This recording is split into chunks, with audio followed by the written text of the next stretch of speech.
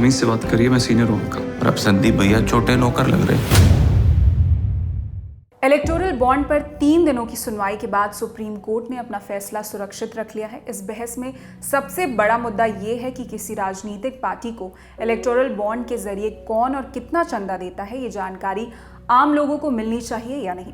सुनवाई के दौरान कोर्ट ने कहा कि सरकार के इस तर्क को स्वीकार करना थोड़ा मुश्किल है कि वोटर्स को चंदा देने वाले की पहचान जानने का अधिकार नहीं है।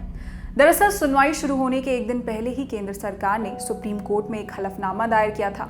इसमें बताया गया था कि इलेक्टोरल बॉन्ड की जानकारी हासिल करने का अधिकार तर्क संगत प्रतिबंधों के तहत आता है, मतलब जरूरत पड़ने पर सूचना देने से मना किया जा सकता है। इंडियन एक्सप्रेस की एक रिपोर्ट के मुताबिक 2 नवंबर को सुनवाई करते हुए सुप्रीम कोर्ट ने कहा कि इलेक्टोरल बॉन्ड स्कीम 2018 में कुछ गंभीर कमियां हैं। इसको ध्यान में रखते हुए एक बेहतर योजना तैयार की जा सकती है। भारत के मुख्य न्यायाधीश जस्टिस DY चंद्रचूड़ के नेतृत्व वाली 5 न्यायाधीशों की बेंच इलेक्टोरल बॉन्ड से जुड़े मामले की सुनवाई कर रही है। बेंच में CJI के अलावा justice Sanjeev Khanna, justice BR Gavai, justice JB Pardiwala और जस्टिस मनोज मिश्रा शामिल हैं।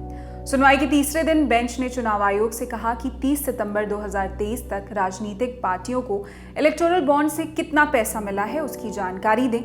मीडिया रिपोर्ट्स के मुताबिक कोर्ट ने पार्टियों को मिली फंडिंग का डेटा नहीं रखने पर चुनाव आयोग से नाराजगी जताई है। इस दौरान जस्टिस संजीव खन्ना ने कहा कि हम इलेक्टोरल बॉन्ड से मिले चंदे की जानकारी सबको क्यों नहीं दे सकते। उन्होंने कहा कि इन पैसों के बारे में सभी जानते हैं, एकमात्र व्यक्ति जिसे इसकी जानकारी नहीं दी जाती है वो है वोटर।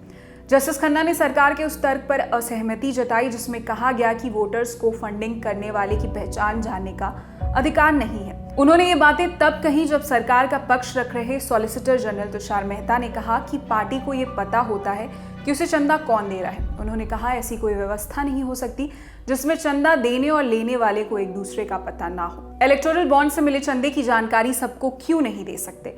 इसके जवाब में सॉलिसिटर जनरल ने कहा कि ऐसा करने से चंदा देने वाले की गोपनीयता खत्म हो जाएगी। चंदा देने वाले को उत्पीड़न से बचाने के लिए इस गोपनीयता को बनाए रखा जाता है। 31 अक्टूबर को इस मामले में सुनवाई शुरू हुई थी।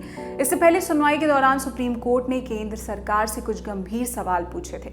बीते 1 नवंबर को CJI चंद्रचूड़ ने पूछा था कि ऐसा क्यों है कि जो पार्टी सत्ता में होती है उसे सबसे ज्यादा चंदा मिलता है।